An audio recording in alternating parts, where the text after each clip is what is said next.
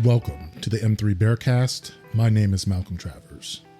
In this episode, I speak with Xavier and Jeffrey Roman about the book, The Narcissism Epidemic, The Age of Entitlement. We had a discussion about how narcissistic traits are encouraged by popular culture, they're embedded in our social media platforms, and how they drive consumerism. And then we talk about our personal relationship to narcissists and how it changed our view of ourselves, as well as the idea of narcissism. We had a lot of discussions about self-love and how to be in a relationship. And the book itself, The Narcissism Epidemic, is one that I would recommend. And we have a link to it in the description that is part of the Amazon affiliate program, that you can read the book and participate in our discussion on a deeper level and help contribute to the M3 community.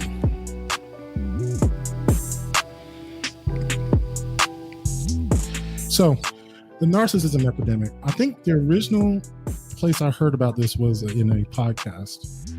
It was one of the authors, there are two authors for the book, one's male, one's female. Mm-hmm. And I believe the male co-author was on this podcast, just talking about the culture or narcissism and how it fed into social media. We were just discussing the problems that Facebook was having with regulation and the whistleblower. I think it's even more apt now. What's interesting is that this book was written in 2009 before Facebook really had blown up. It was still just for college students at the time back then. It was very nascent social media platform, and social media hadn't blown up. But I think we're learning about how social media feeds narcissistic personality traits, because it awards people for putting themselves out there and taking like 1 billion selfies a day. And not just Facebook. I always say it's like, you gotta show more than your face now. And of course, I was just saying, Xavier is like, I'm benefiting from it, because that's all I do is I go through it and like, nice little snacks behavior. So that's the part I loved about the book, was that it talked about the good, the bad, and the ugly. Like there are actually good signs about narcissism. So we talked about that in one of our live hangouts, was narcissistic traits can actually lead to success in business, right? Narcissistic bosses don't lead by people liking them. They kind of lead by iron fist. They say, if you don't like it, you can go find another job. They're the type of person to garner obedience rather than liking. And it could still be something good, or they don't necessarily feel bad about firing people or acquiring companies and downsizing, things like that, like being very, ruthless. And so it can be beneficial in business. But then what they talked about in the book was like, okay, you're successful in business, but now your personal relationships suffer because you take these narcissistic traits into your marriage, into your relationships with your kids, with your friends, and it's not good in those circumstances at all. Like really, really bad. So let's just talk about that. The good, the bad, and the ugly. What were some of your thoughts about it? I'll start with you, Jeff. Where'd you land with reading the book? The book, because I love, like you said, the book in general, but for me, I think I really honed in on the part that was in the red, living in the age of entitlement. Like that really, really stuck out to me. And in reading the book, I got I really picked up on a lot of those hints and notes about like these entitlement kind of the ideology that we have even within this country. Like the fact that they talked about, like I think one chapter we talked about, it said raising royalty.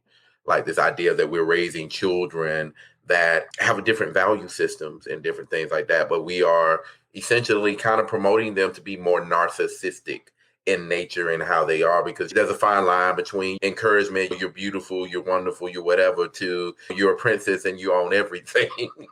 Like that stretch, and how that they did kind of describe that, even from the standpoint of like how the clothes you put on your child starting very early on really can be the building foundation for a lot of narcissistic behavior.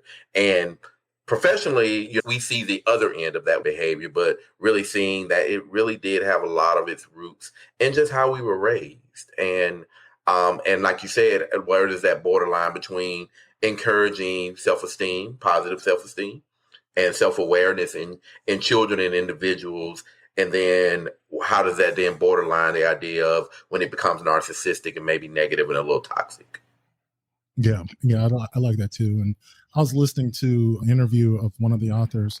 And one of the things he made about parenting was new parenting has exchanged the idea of obedience with, individualism. Like he says, parents in the age of entitlement would almost cringe. We're saying that their child should be obedient to their parents, which is kind of crazy.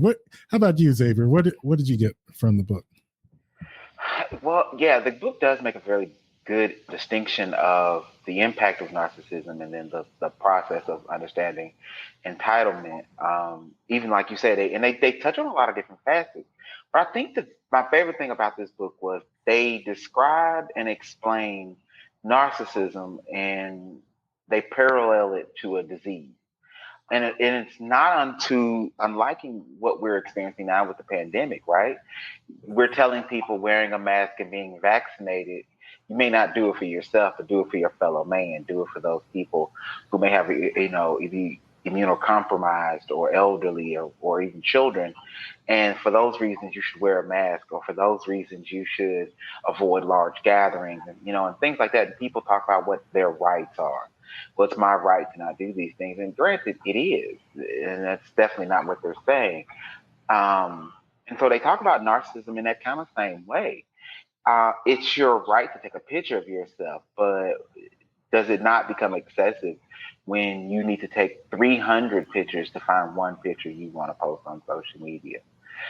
It's an interesting point you bring up, Malcolm, about even in the business world, there's an interplay of how narcissism can be functionally good and functionally bad, right? So they talked about it. They talked about the impact of having these bosses, these supervisors, these higher levels of leadership who at times didn't think about human capital. And as a result, they treated employees so bad that they lost good talent, or they cooked the books to make themselves appear more successful. On the flip side, they may be more success driven, and so they may want to drive more profitability in order to be competitive and be successful. But then again, it's at what cost, right? So the book touches on pretty much every facet of American society, with a caveat to every once in a while throwing out to how the sense of self and self-worth or versus the group and groupthink and family orientation is different from other countries. I thought they did a really good job of kind of synthesizing those two ideas. Yeah, that was a good point, because it is a very Western mindset. They talked about individualist societies and collectivist societies. So they talk about that in sort of Western societies where, like you were talking about, how difficult it is for us to wear masks now, whereas in Asian cultures, they had already worn masks for just things like flu and colds, and they wanted to respect their elders. And it was all about your family and respect and not bringing shame on your family and a collectivist type of thing. And yeah, they talked about how, in certain cultures, like it just wouldn't fly. Like, for instance, social media, we were talking about it. It's difficult for them to do social media because people won't even put selfies on their profiles. In Eastern cultures, they think it's too narcissistic to have a photo of yourself on your Facebook page. They'll put a picture of a flower or a turtle or some cartoon anime thing, like posting selfies is like the height of arrogance for them, And well, it's that, and like you said, also it's a matter of the respecting of the culture, because that was a time when a lot of the pictures that we see on social media, a lot of us would have cringed because, oh my God, what would my mother think, or what would my grandmother think? That's still very, very real in a lot of our Eastern cultures, like you said, because even in the book, it talked about this idea of what obedience to parents look like. And the fact that at one point that was a number one ranked parents wanted their children to be obedient. Now that's flipped. And that's actually the last quality that they're looking for, is this idea of what does obedience look like. And like you said, following the rules and what might be the norm for my culture falls right into that. Yeah. Yeah. So that was one thing. So it surprised me, when I was reading the book, that it would be talking about so much about culture versus, psychology. Because I guess the book goes into the idea that narcissism as a as it was discussed, goes back to like Freud and Jung, I think it was, where they used the story of Narcissus and Echo and all of that. I forget what it was, but he, was a character in Greek mythology who drowned in his own reflection because I know the reference. I can't think of the name now. Damn. Yeah, forget about it. But it's basically a story about a man who was looking in his own reflection, or was looking for love. He found this nymph called Echo who just repeated back to him what he said. And he left Echo, found himself looking in his reflection, drowned in this pool. And then this flower came up that was called Narcissus. They brought this out they said early psychology. Freud and Jung used a lot of Greek mythology to theorize about the mind and so forth. They often Oedipus complex and now narcissism.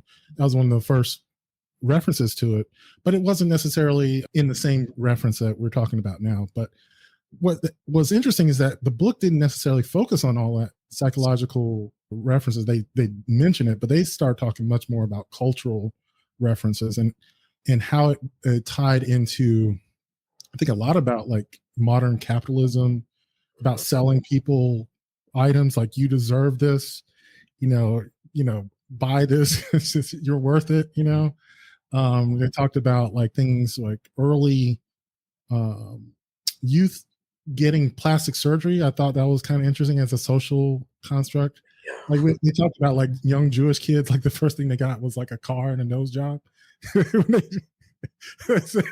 Like their parents would give them that for graduation.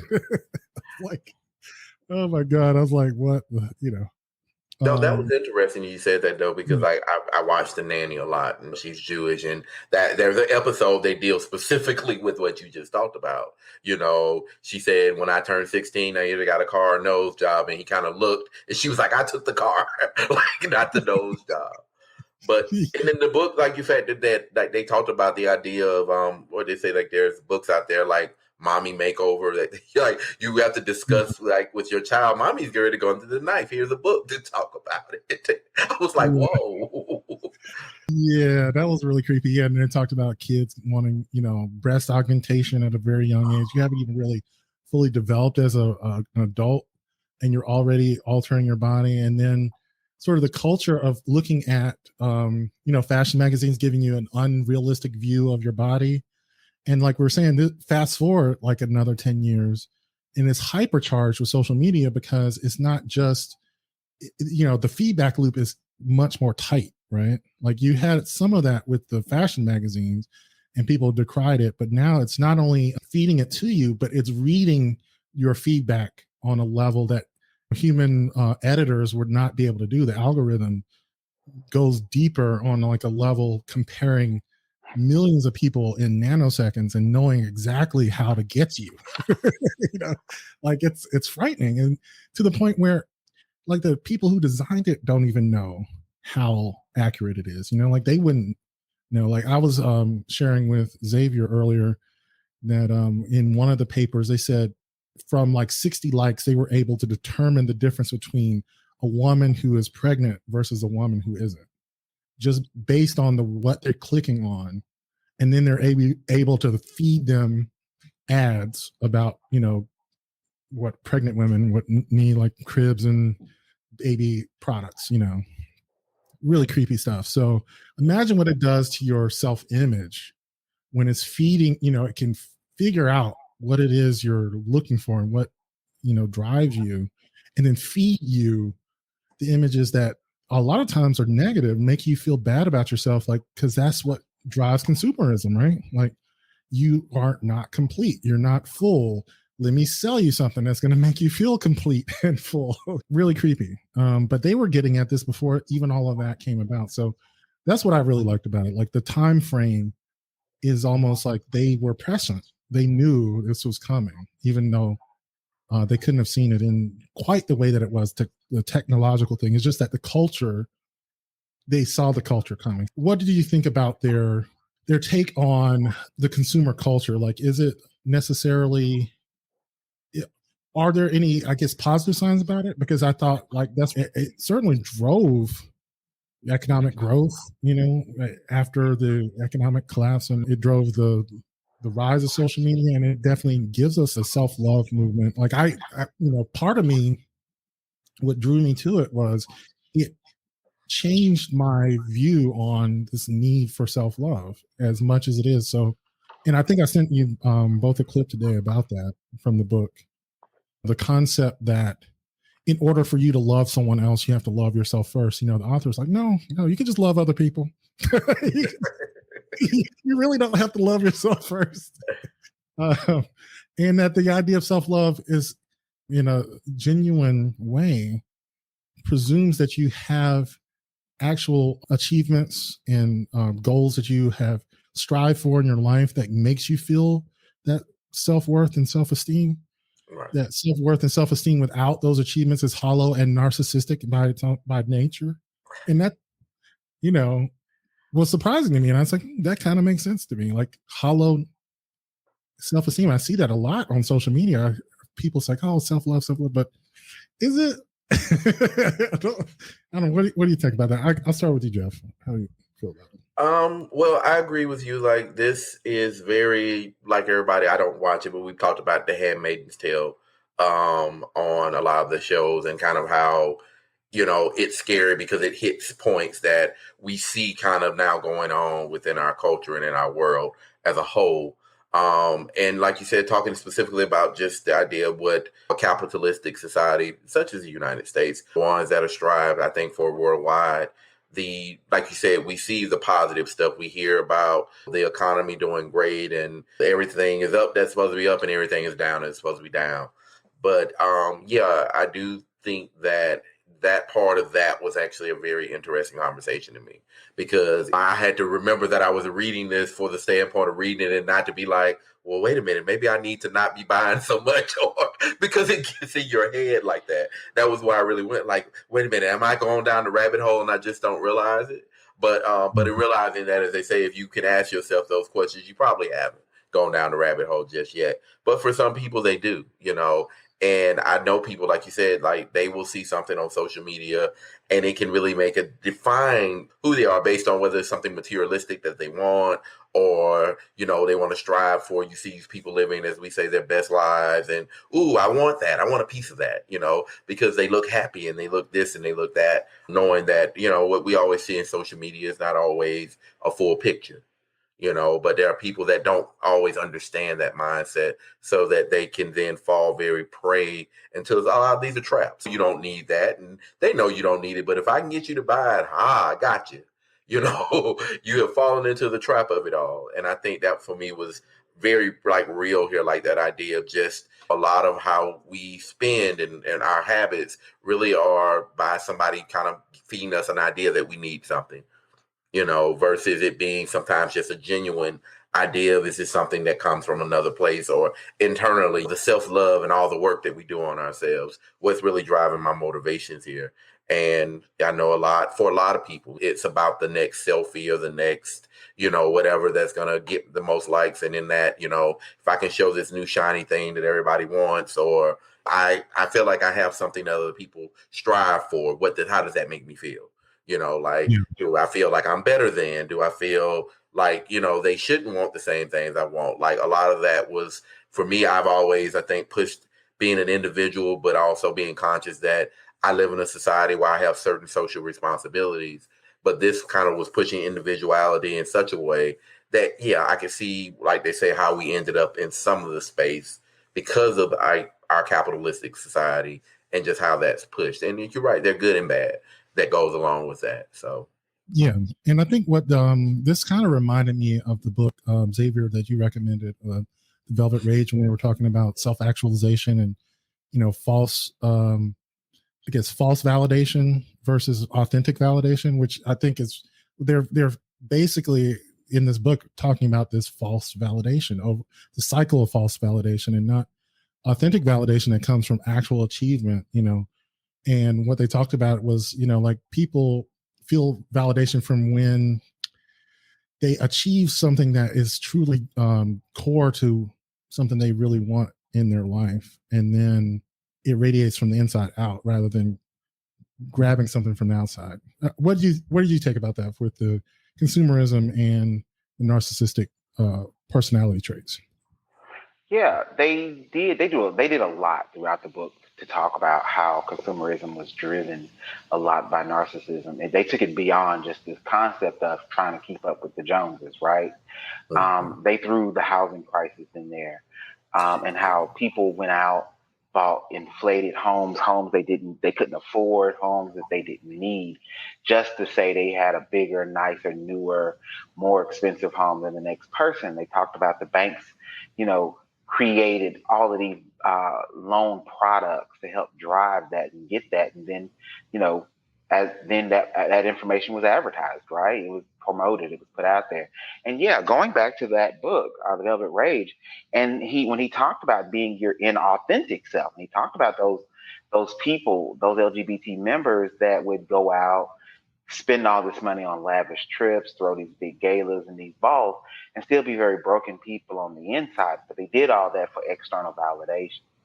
And it's the same kind of thing that goes on with the concept of the narcissist population.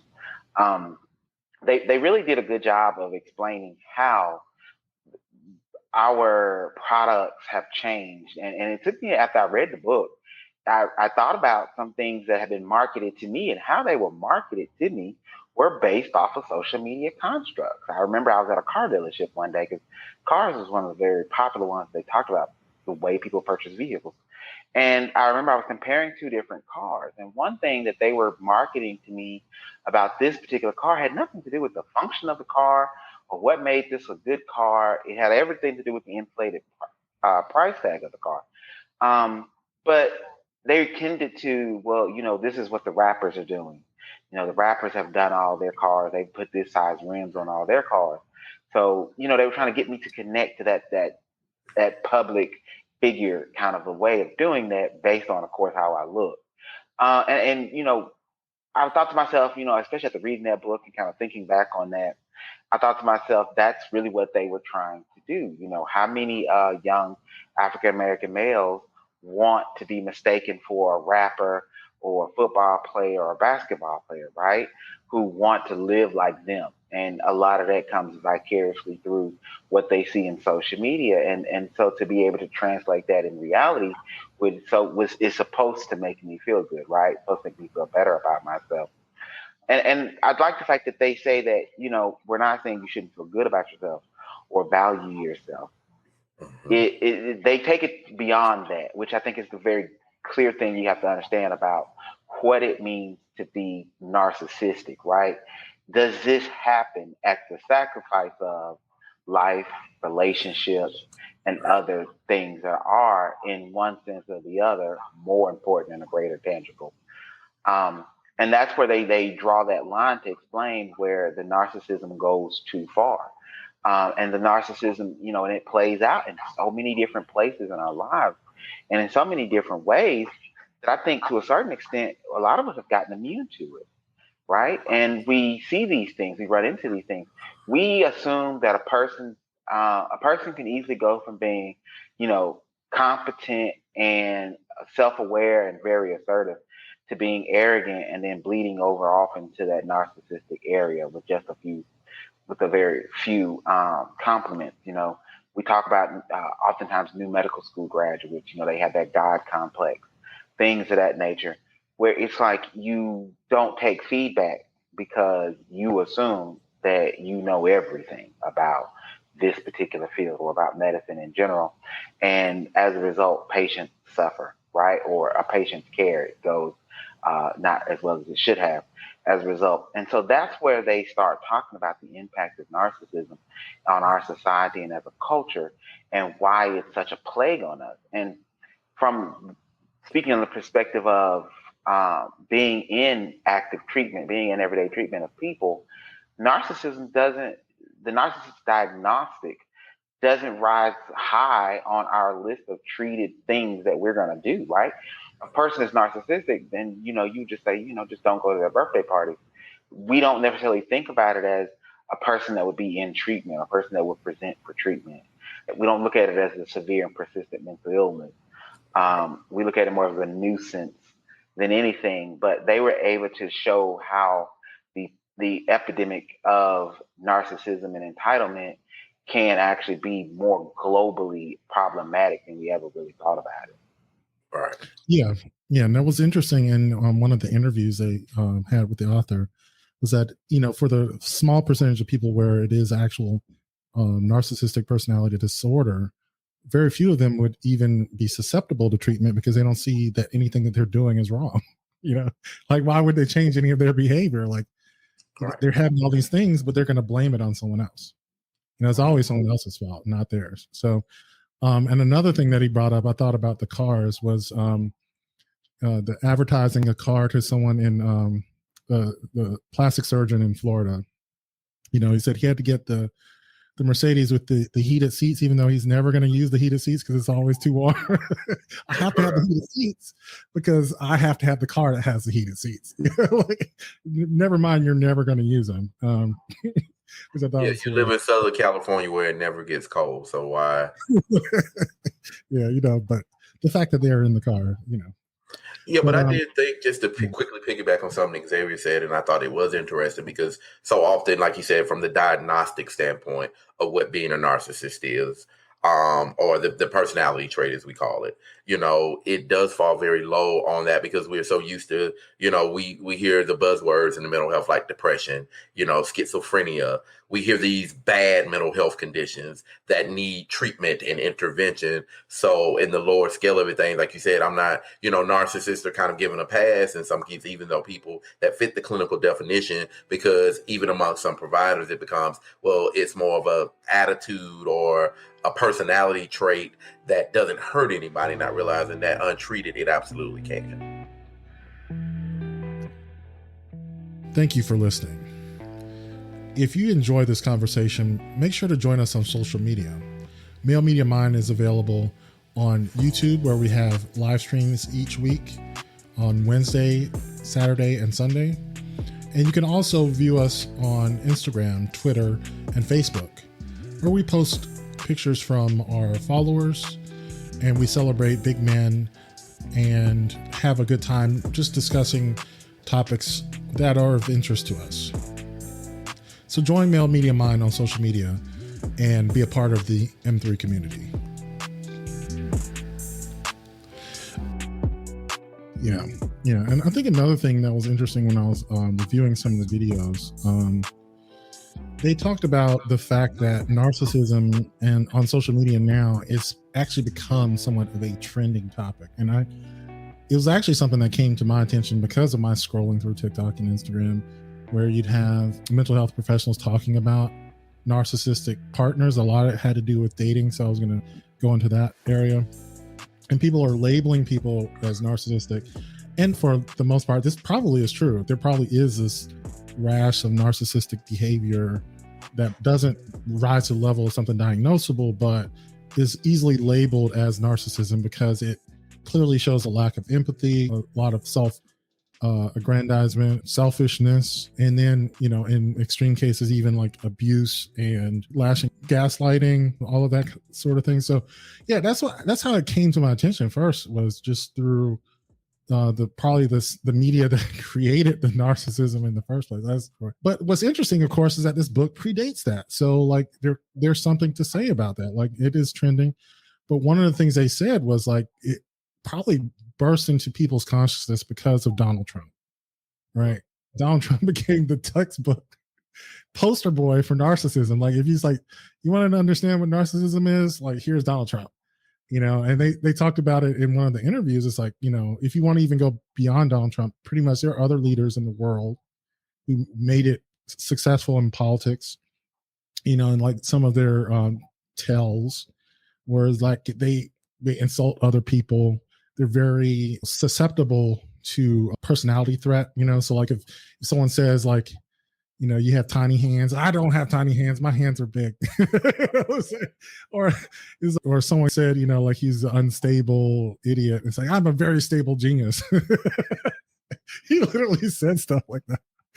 Oh my God. There's, of course, a host of books from people within the Trump administration now who talk about how they had to pump up his ego and stuff and like coddle him like a baby to keep him on tilt They said they played some song from Cats or something to keep him calm. Yeah, I read that. I was like, Cats. And he had a button that just brought him Diet Coke soda. Like a lot of like catering to his narcissism, you know? So like it's feeding it even more now that he's out of office.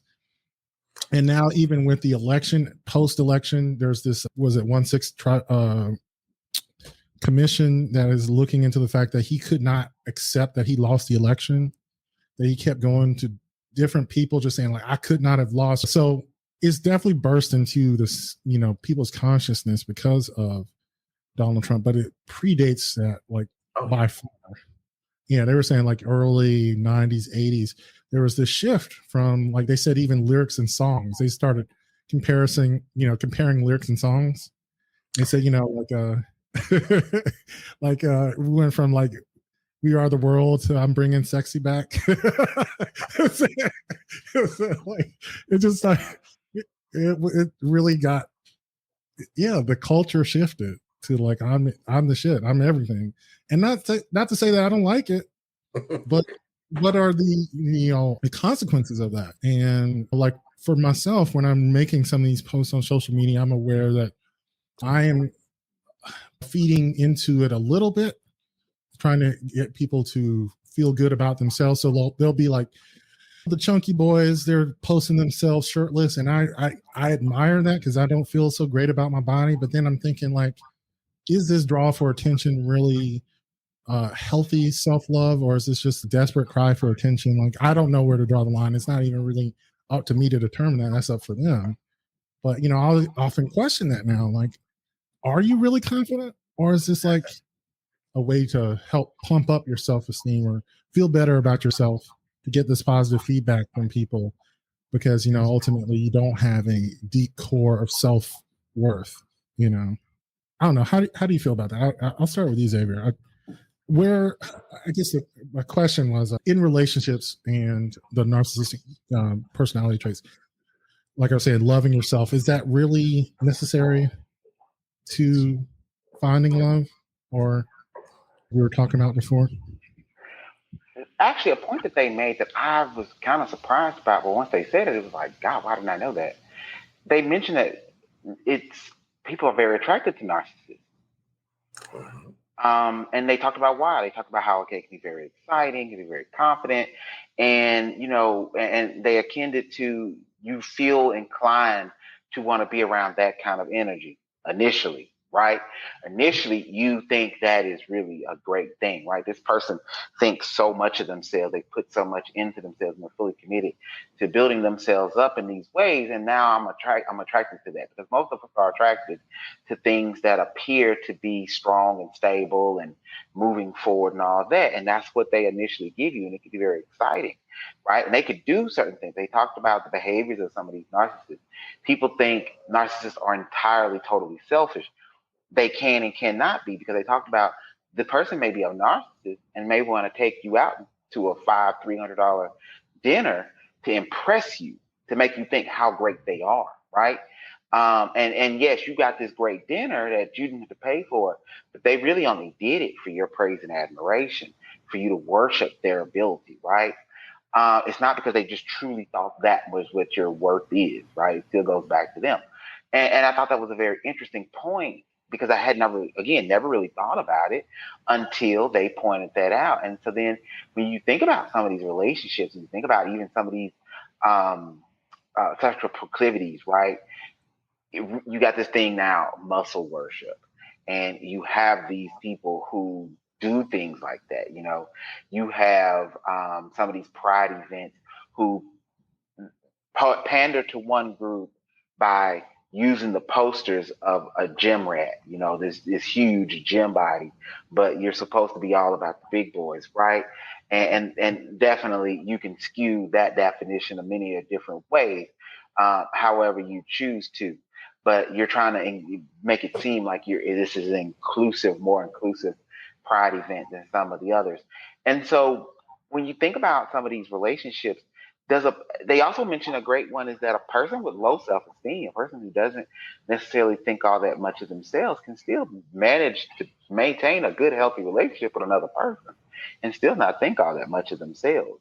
Now, that can have its own positives and negatives because you're a person with a low self-esteem.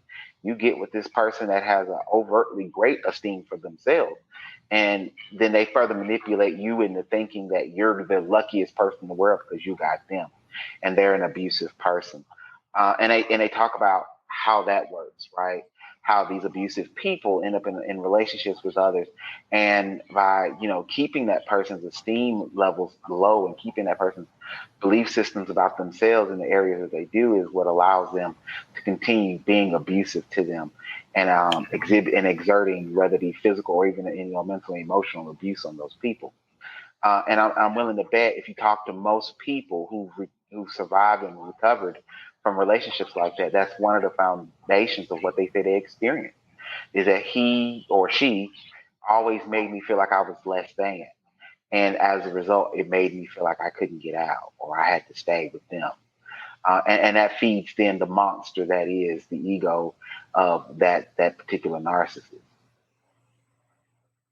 Yeah, we're definitely going to get into that. I know, Jeff, we've talked about this before, but I obviously having low self-esteem makes you susceptible to the narcissist, Right. schemes, right?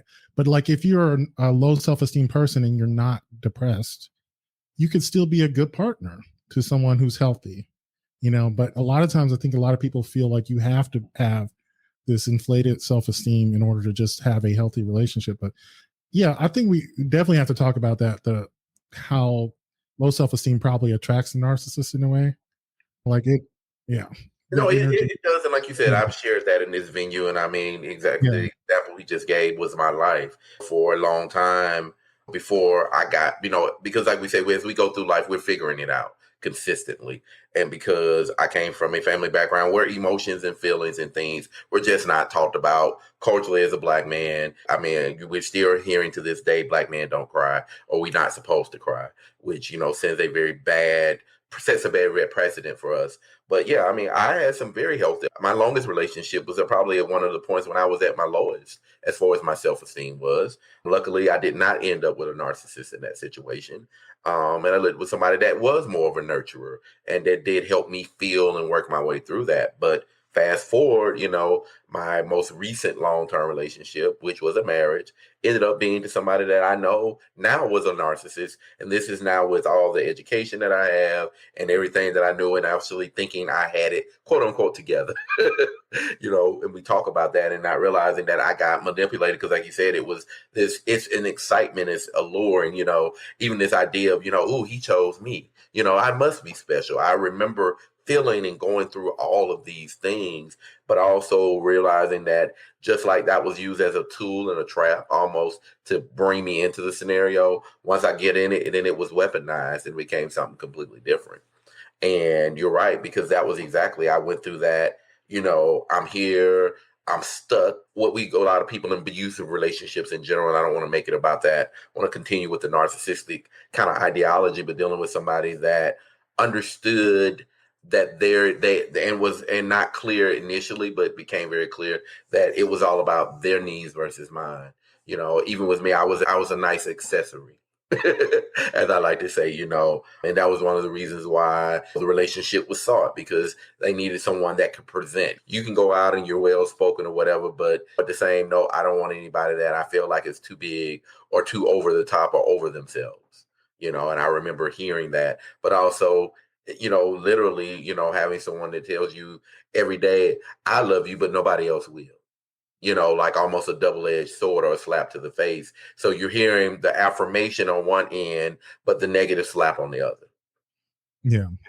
Yeah, no doubt. And I think that is what is probably attractive about the narcissistic traits is that it can be attractive. Like you were saying, the self-confidence is very sexy. The well put together person, the person who's crafted this personality, and just realizing that there's no empathy for anyone else. Like it's good to feel, I think we talked about that on another broadcast. It was like, it's almost like a difference of type rather than difference of substance. So like saying that you can't love yourself too much is almost like a different kind of love. So when you love yourself in a way where you value your own opinion, you value your own worth, but at the same time, you value the opinions of others, you care about the opinions of others, and you feel the feelings of other people, you can still think highly of yourself, but also balance that with the input from other people. But like the narcissistic person just is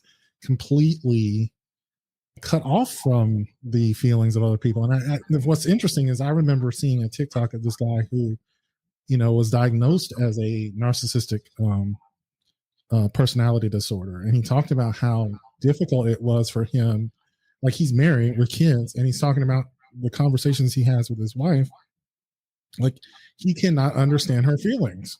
Like it's like, as much as I try, I just have to recognize that I have to lean on other people to help me understand when we have to do therapy on a regular, just for me to like intellectually understand what she's feeling. Because when she starts talking about her feelings, I get annoyed. I'm like, why are you still talking?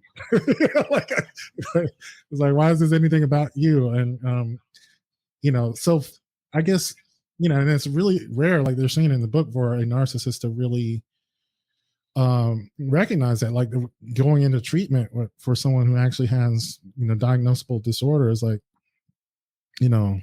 rare. Because they would just say that it's not my issue, it's your issue.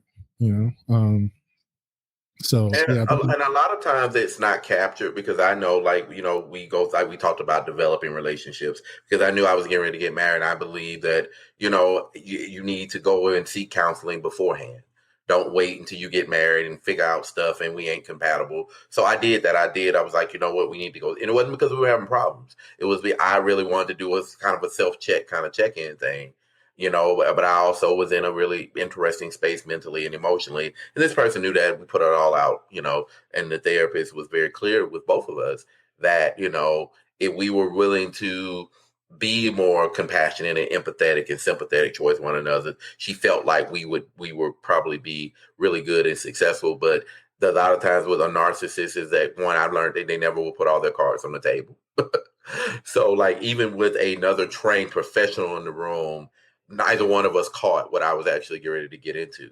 And I realized that's why I talked about the seduction of it. It was a very and it was intentional. That was the other side of it. It wasn't a mistaken thing that happened. And, and people used to ask me, well, you didn't see the signs. No, I didn't. There was some people are just really good about masking intent. And because I feel like I'm a pretty educated brother, I know some things. So it's hard to kind of have something fly by me. But like I told people, it made me realize too, that if I could go through this, if another trained professional could miss this, it allowed me to be a lot more empathetic towards others that might be dealing with similar situations. Because so often, we like to blame the other person in the sense that might date a narcissist or whatever. Well, you had to have known, you got what you asked for, you knew what you were getting into. And I know from personal experience that wasn't the case, and I felt very judged and alone for a long time because of that. Because part of that was the isolation that was like a lot of narcissists sometimes in any type of controlling relationship. They essentially get you and make you feel like they are your all in all and your everything, And I remember literally at one point feeling like I did not have a support system anymore, and luckily I was willing to say help. And I had real friends that were there to say, we got you, but everybody doesn't have those safety nets. Yeah. Yeah, that was one. Don't feel bad, because I had the same experience. I was like, similar situation in a relationship, and I was like, what is wrong with this relationship? And I'm thinking of all the forensic training that I have, I would never miss the red flags that were there, but it got clear past me. But now on the other side of it, it was like, Jesus Christ, how did you miss that? Like, what were you doing? Were you like on cocaine for 2 years? Right. I don't understand it. But yeah, it's like sometimes you end up dating a narcissist, and I mean, this was a dangerous one too, at that. And you just you missed all of these obvious signs. Well, love is a powerful drug. I mean, you get intoxicated. Like when people say that, you intentionally ignore the warning signs. It's not just that you don't see them. is that if they do pop up, you're like, that's just him. He's, like I definitely have been there myself and gotten, dodged a few bullets myself. And yeah, in retrospect, you see these things, but in the moment, it's not only just the fact that you are motivated to not see them, that the person is intentionally manipulating you at the same time. Mm-hmm. So, I mean, you just got two things working against you in tandem. I think it's something that everyone goes through. So, like when I do a post about narcissism and people post about how exactly what you were saying, Jeff, like, how did you do this? This is silly. Who would do that? Well, you're not the only person who goes through this, like everyone, you're the one commenter who's picking on people for having done this, but then there's 20 other comments of people like, I went through this, I went through this, I went through this. Don't you see all these other comments? Like this is Right. Who's been through this? Like this is it's a natural thing. Like I hate using the term energy or whatever, but there's a certain, because energy sounds all woo-woo, new age or whatever. But metaphysical and new age. I guess energy is a good enough word. But there's a certain energy that people put out. Their behavior attracts other behavior. It creates this cycle of give and take in a certain way until it stops, and that's when it gets dangerous, right? Like when you hit that breaking point, it's like, oh, this is not what I signed up for.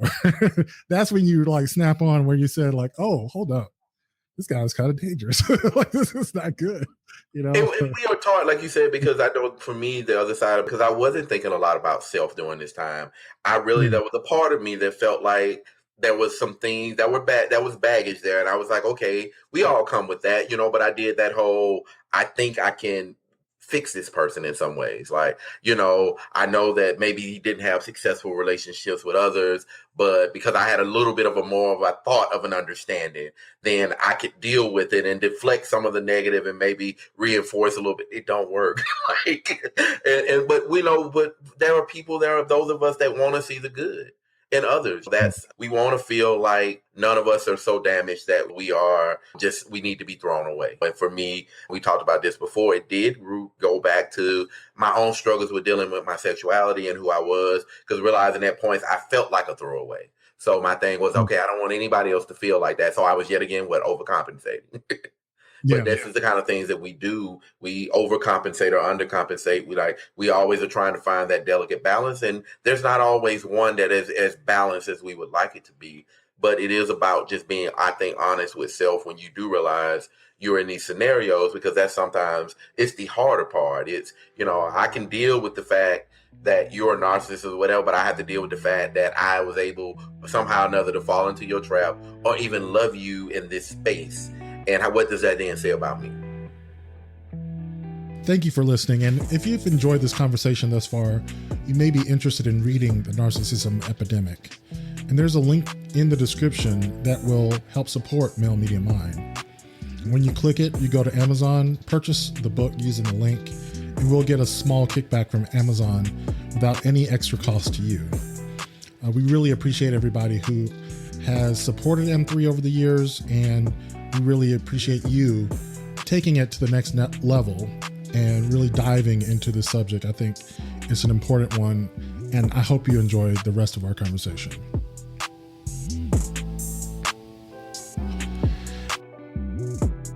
Yeah. Now, this is something I was going to get to, and I said the good, the bad, and ugly. I want to end on this point. Okay. What do you think are some of the things that you can learn from a narcissist? So I think I might have had this conversation with you, Jeff, earlier, where, I had this relationship with a narcissist who did do some things for me. And I realized over time that they did talk me up. They encouraged me in certain ways, but it was in a way to draw me into them. Right.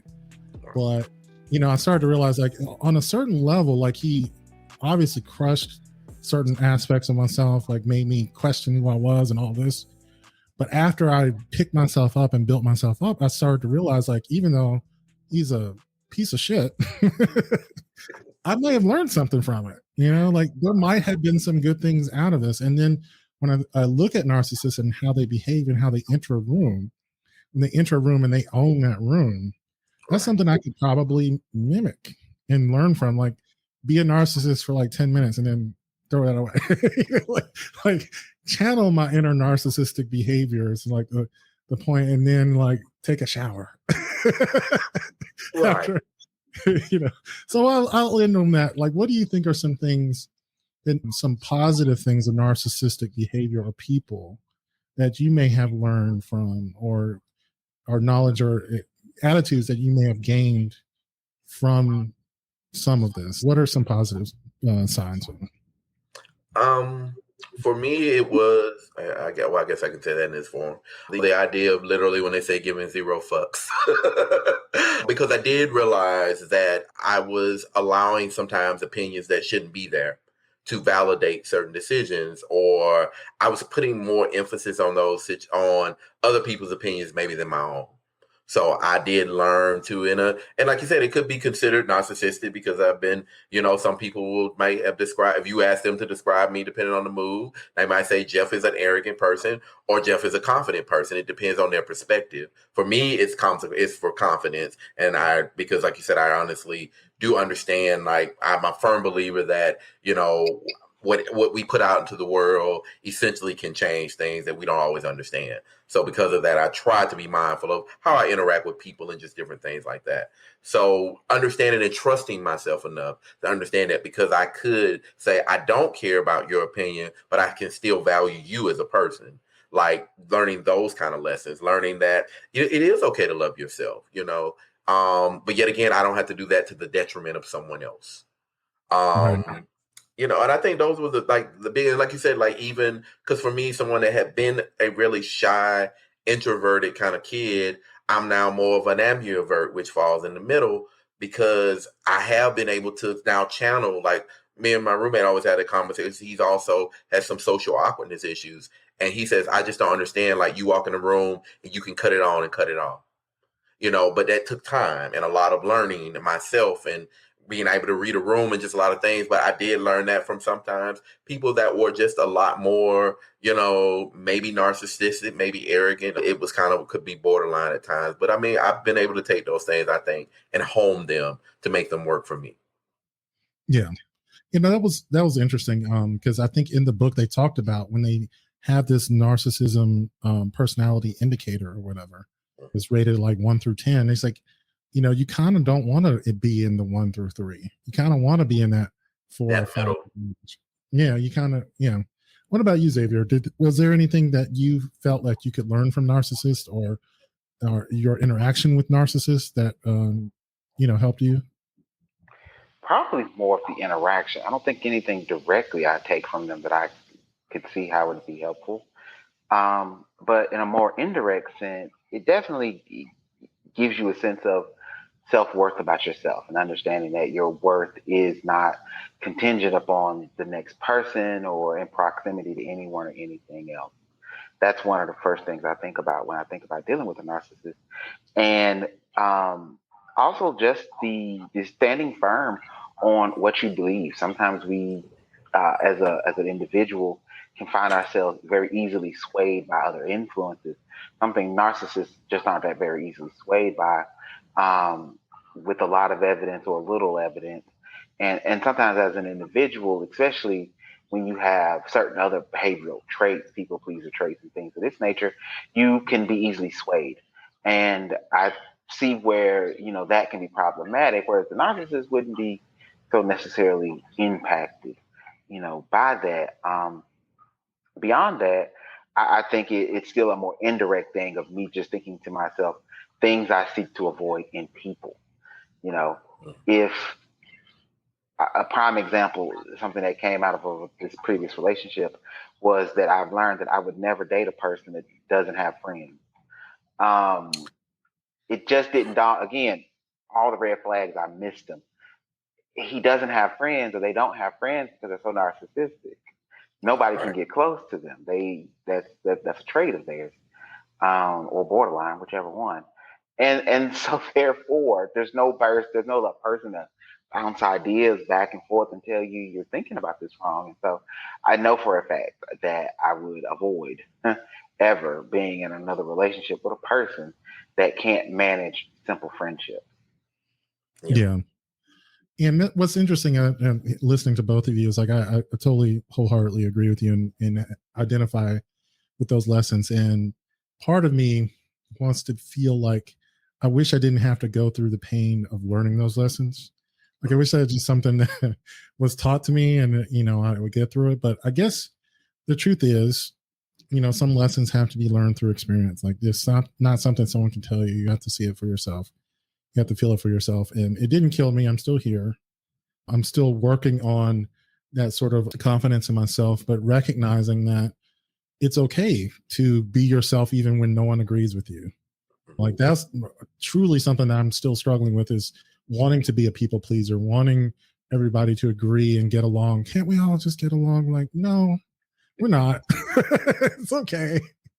I can be the asshole and still love myself. Like if everyone hates me, if I'm okay with me and truly understand that I'm not antagonizing people on purpose, if I'm still empathizing with people and they still hate me, what you gonna do?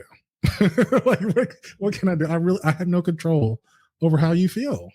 Right. And I shouldn't be so invested in how you feel, because that's not my concern. I was like minding my own business.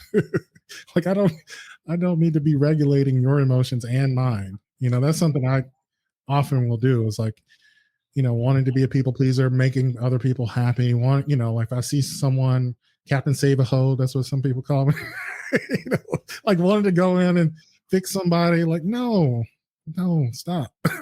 Right. So that's what I would say I learned from narcissists, is like trying not to be their mirror image. Like that's what attracted the narcissist to me, is being their opposite.